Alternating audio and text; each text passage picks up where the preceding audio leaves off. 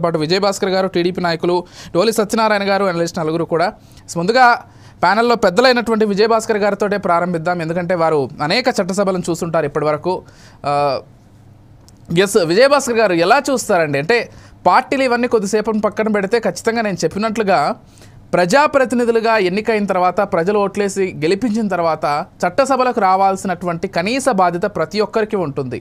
కనీసం ఇతర విషయాలు పక్కన పెడితే వాళ్ళ నియోజకవర్గ సమస్యలైనా కానీ అటు ముఖ్యమంత్రి గారి దృష్టికో లేకపోతే మంత్రుల దృష్టికో తీసుకెళ్లాల్సినటువంటి అవసరం ఖచ్చితంగా ఉంటుంది. ఈ మొత్తంగా అసలు ఒక పక్షమే రాకుండా, ఒక పార్టీలో ఉన్నటువంటి ఎమ్మెల్యేలు ఎవరూ కూడా హాజరు కాకుండా పోతున్నారు. అదొక ఎత్తు అయితే దొంగచాటుగా వచ్చి సంతకాలు చేసి దొంగల్లా వెళ్ళిపోతున్నారు అన్నటువంటి స్పీకర్ వ్యాఖ్యలు. ఎలా చూస్తారు ఈ మొత్తం అంశాన్ని?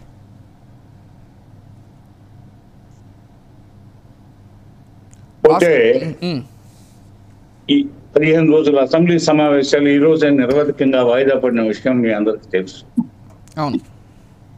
పోతే అసెంబ్లీ స్పీకర్ గౌరవనీయులు అయ్యన్న పాత్రుడు గారు ఈరోజు వారి గైర్హాజరును గురించి ఎంత ఆవేదన వ్యక్తం చేస్తూ మాట్లాడిన మాటలు ఈరోజు పతాక శీర్షికలకు ఎక్కుతున్నాయి. అదేవిధంగా ఎలక్ట్రానిక్ మీడియాలో చర్చోపచర్చలకు దారితీస్తున్నాయి.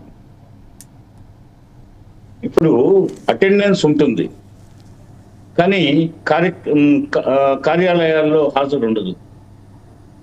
దానికి ఫ్రెంచ్ లీవ్ అన్నారు. దాన్ని ఫ్రెంచ్ లీవ్ అని దానికి ఒక పేరు పెట్టారు. ఫ్రెంచ్ లీవ్ అంటే కార్యాలయాల్లో హాజరు ఉండదు, అటెండెన్స్ రిజిస్టర్ లో అటెండెన్స్ ఉంటుంది. దాన్ని ఫ్రెంచ్ లీవ్ అంటారు. ఇప్పుడు వీళ్ళు చేసింది అదే.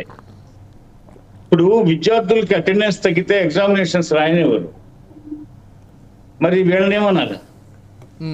వీరు వాళ్ళ ఇష్టం, మా ఇష్టం వస్తే వస్తాం, లేదా లేకపోతే లేదంటే మరి అక్కడ మంచి శాసనాలు తయారు చేయమని, అదేవిధంగా ప్రజల ఆకాంక్షలకు అనుగుణంగా మీరు వెళ్ళి ప్రజా సమస్యలు ప్రస్తావించమని అసెంబ్లీకి మీరు అన్నట్టు ప్రజలు వీరిని ఎన్నుకున్నారు.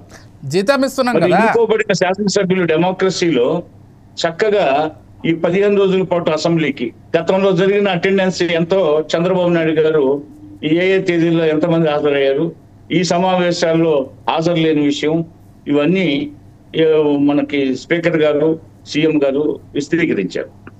మరి అటెండెన్స్ తగ్గితే పాపం పిల్లలు ఆటపాటలతో, వినోదాలకి, చిరుతిళ్ళకి పిల్లలు అలవాటు పడి అందువల్ల వాళ్ళు క్లాసులకి హాజరు కాకపోతే వాళ్ళని ఎగ్జామినేషన్స్ రాయను అనే దుస్థితి. మరి వీళ్ళనేమన్నది?